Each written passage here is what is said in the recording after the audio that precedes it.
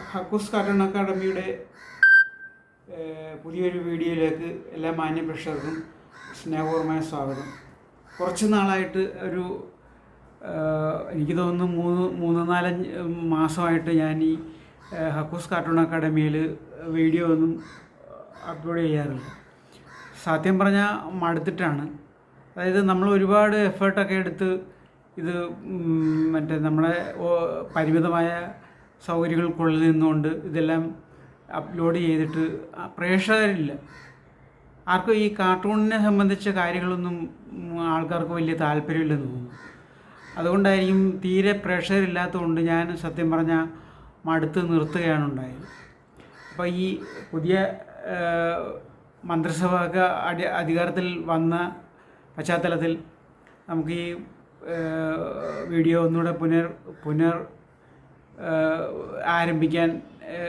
പുനരാരംഭിക്കാനായിട്ടുള്ളൊരു താല്പര്യമുണ്ട്. അതുകൊണ്ട് ഈ മലയാളത്തിൽ പൊളിറ്റിക്കൽ സംഭവങ്ങൾ വിശകലനം ചെയ്ത് ഒരു കാർട്ടൂൺ ചാനൽ ഇത് മാത്രമേ ഉള്ളൂ, ഹക്കൂസ് കാർട്ടൂൺ അക്കാഡമിയെ മാത്രമേ ഉള്ളൂ.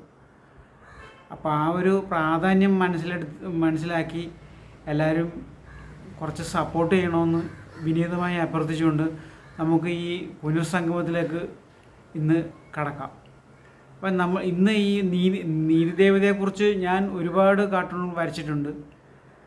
നമ്മുടെ ചാനലിൽ തന്നെ നീതിദേവതയെക്കുറിച്ച് നേരത്തെ കാർട്ടൂൺ വരച്ചിട്ടുണ്ട്. പക്ഷെ ഇന്നും ഒരു നീതിദേവതയെ പറ്റിയിട്ടുള്ളൊരു കാർട്ടൂണാണ് ഞാൻ വരയ്ക്കുന്നത്. അത് നമുക്കറിയാം, ഈ കഴിഞ്ഞ 10 വർഷം LDF സർക്കാരിൻ്റെ അല്ലെങ്കിൽ പിണറായി വിജയൻ സർക്കാരിൻ്റെ കാലത്ത് നീതി എന്ന് പറയുന്ന ഒരു സംഭവത്തിന് നമ്മുടെ സമൂഹത്തിൽ യാതൊരു വിലയില്ലായിരുന്നു. നീതി അങ്ങ് കാരാഗ്രഹത്തിൽ അടച്ചിരിക്കുമായിരുന്നു. നമ്മൾ ആ കൺസെപ്റ്റ് വെച്ച് നിരവധി കാർട്ടൂണുകൾ ചെയ്തിട്ടുണ്ട്. അതായത് നമ്മുടെ ഈ ശബരിമല സ്വർണ്ണക്കൊള്ളയൊക്കെ നടന്ന സംഭവത്തിൽ ഒരുപാട് കാർട്ടൂണുകൾ ഈ നീതിദേവതയെ വെച്ചിട്ടുണ്ട് ഞാൻ വരച്ചിരുന്നു. അപ്പം നീതിദേവത ഒന്നില്ലെങ്കിൽ ക്രൂശിക്കപ്പെട്ടിരുന്നു, തുറുങ്കിലടയ്ക്കപ്പെട്ടിരുന്നു, അല്ലെങ്കിൽ നീതിദേവത പിണറായി വിജയൻ്റെ കുശലിക്കാരിയായി മാറിയിരുന്നു. നീതിദേവതയ്ക്ക് നീതിയുടെ ഒരംശം പോലും ജനങ്ങൾക്ക് കൊടുക്കാൻ കഴിഞ്ഞില്ല. നീതിദേവത എന്ന് പറയുന്നത് പിണറായി വിജയൻ്റെ വീട്ടിലെ വേലക്കാരിയായിട്ട് അല്ലെങ്കിൽ കുശിനിക്കാരിയായിട്ട് മാറിയ വർഷങ്ങളാണ് നമ്മൾ കണ്ടത്. മൈക്കിൻ്റെ അടുത്ത് വന്നിട്ട് ഭയങ്കര തള്ളതുള്ളൂ.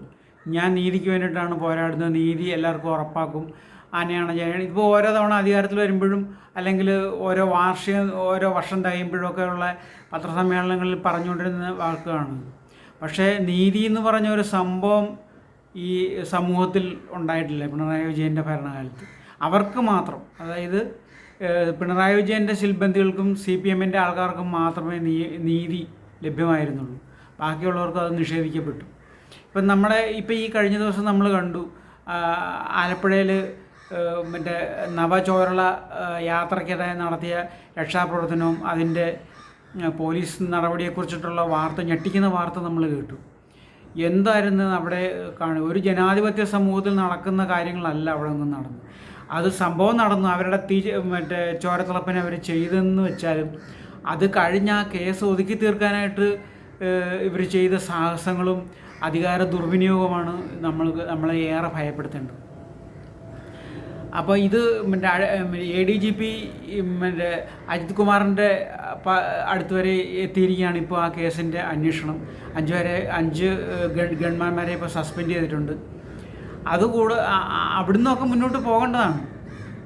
പിണറായി വിജയൻ്റെ അടുത്ത് വരെ എത്തേണ്ടതാണ്. പിണറായി വിജയൻ്റെ ആശീർവാദങ്ങളില്ലാതെ ഇതൊന്നും നടക്കത്തില്ല. അപ്പോൾ അങ്ങനെ വേണം ഓരോ നീതി. ഇപ്പം നമ്മുടെ വാളയാർ പെൺകുട്ടികളുടെ കേസിൽ മുതൽ ഈ ഷുഹൈബിൻ്റെയും അത് കണക്കുള്ള ഒരുപാട് കൊലപാതകത്തിൻ്റെ കേസ്, ഈ നീതിയെ ഒഴിവാക്കാനായിട്ട് കോടിക്കണക്കിന് രൂപ ചെലവ് ചെയ്ത് നമ്മുടെ ഈ ഓട്ടക്കാലനയില്ലാത്ത ഖജനാവിൽ നിന്ന് പൈസ മുടക്കി CBI വരരുത് എന്ന് അഭ്യർത്ഥിക്കാൻ്റെ സിറ്റിങ്ങിന് ലക്ഷങ്ങൾ വിലയുള്ള അഡ്വക്കേറ്റിനെ സുപ്രീം കോടതിയിൽ നിന്നൊക്കെ കൊണ്ടുവരുന്ന ഒരു രീതിയാണ് നമ്മൾ കണ്ടത്. അതായത് ഒരു വിക്ടിംസിന് നീതി കിട്ടരുത്. ആ നീതി നിഷേധിക്കാനായിട്ട് അവർ പഠിച്ച പണി 18 നോക്കും. പ്രത്യേകിച്ച് അവരുടെ പാർട്ടിയിലുള്ള പ്രതികളാണെങ്കിൽ അവരെ രക്ഷിക്കാനായിട്ട് ഖജനാവിൽ നിന്ന് പൈസ മുടക്കി നീതി നിഷേധിക്കാനായിട്ട് എന്തും ചെയ്യും. ആ ഒരവസ്ഥയാണ് നമ്മൾ കണ്ടത്. അപ്പോൾ ഇപ്പോഴും നീതിക്കൊരു റിലീസ് വന്നു. അതായത് നീതിക്ക് സ്വാതന്ത്ര്യം കിട്ടിയത് ഇപ്പോഴാണ്. നീതി ദേവതയ്ക്ക് സ്വാതന്ത്ര്യം കിട്ടിയത് എപ്പോഴാണ്? ഈ UDF മന്ത്രിസഭ വന്നു കഴിഞ്ഞപ്പോൾ, അല്ലെങ്കിൽ VD സതീശൻ മന്ത്രിസഭ വന്നു കഴിഞ്ഞപ്പോഴാണ് നീതി ദേവതയ്ക്കൊരു സ്വാതന്ത്ര്യം കിട്ടുന്നത്. അതാണ് നമ്മുടെ ഇന്നത്തെ ഈ കാർട്ടൂണിൻ്റെ ഇതിവൃത്തം. എല്ലാ മാന്യപ്രേക്ഷകരും സഹകരിക്കുമെന്ന് വിശ്വസിച്ചുകൊണ്ട് നമുക്ക് ഇതിൻ്റെ വീഡിയോയിലോട്ട് കിടക്കാം. കാർട്ടൂണിൻ്റെ റഫ് ഞാൻ ഇട്ടിട്ടുണ്ട്, വളരെ പെട്ടെന്ന് തീർക്കാം. നിങ്ങളുടെ അധികം സമയമൊന്നും മെനക്കെടുത്തുന്നില്ല.